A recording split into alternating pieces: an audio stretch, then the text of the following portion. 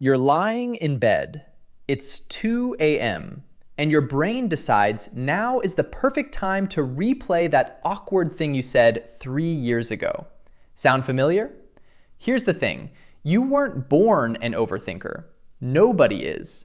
And that means you can unlearn it. Overthinking isn't just annoying. It's expensive. A study from UC Santa Barbara found that we spend nearly 47% of our waking hours not focused on what we're actually doing. Almost half your life lost to mental noise.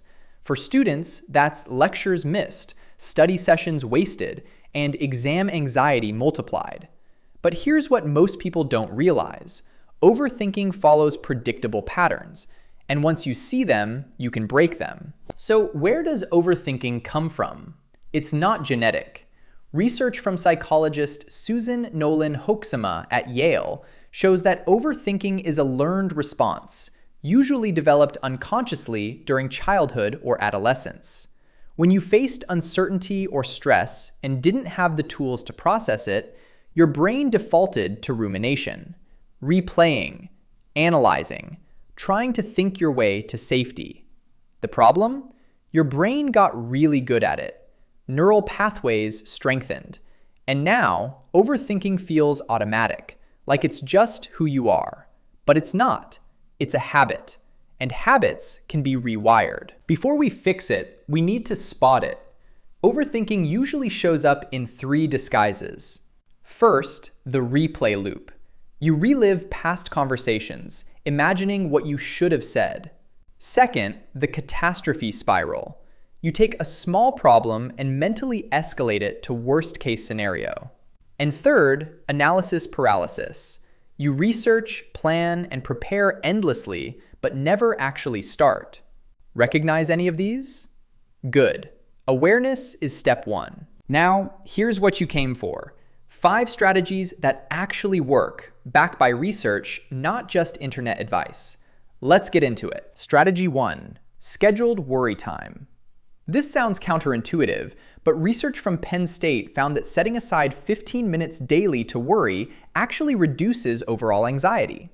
Here's how it works. When an overthought pops up, you don't fight it. You write it down and tell your brain, "We'll deal with this at 4 p.m. You're not suppressing, you're postponing. And your brain learns that worries have a designated space, so they don't need to invade everything else. Strategy 2, the 5-5-5 rule. When you're spiraling, ask yourself, will this matter in 5 minutes? 5 months? 5 years? Author Mel Robbins popularized this, and it works because it forces perspective.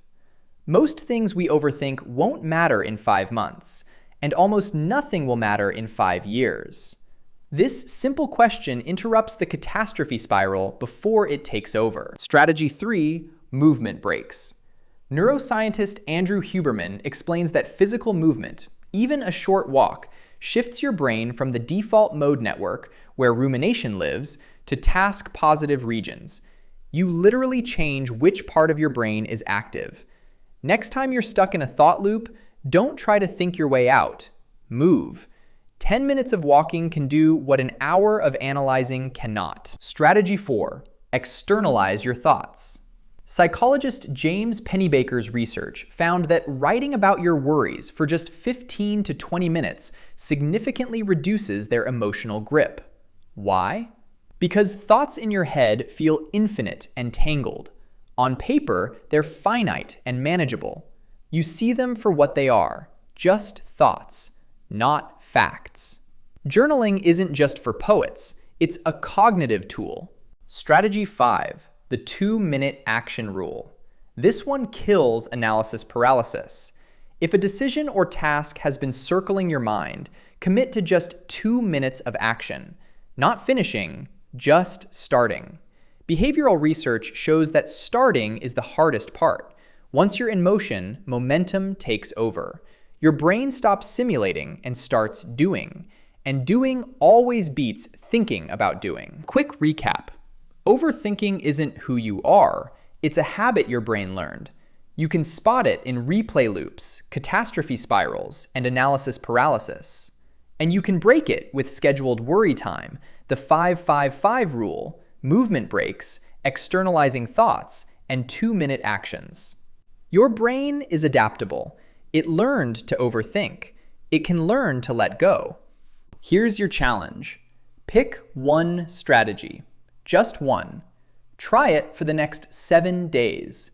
And if you're building better habits alongside other motivated students, that's exactly what we're doing here at NeuroBytes. We'll see you in the next one.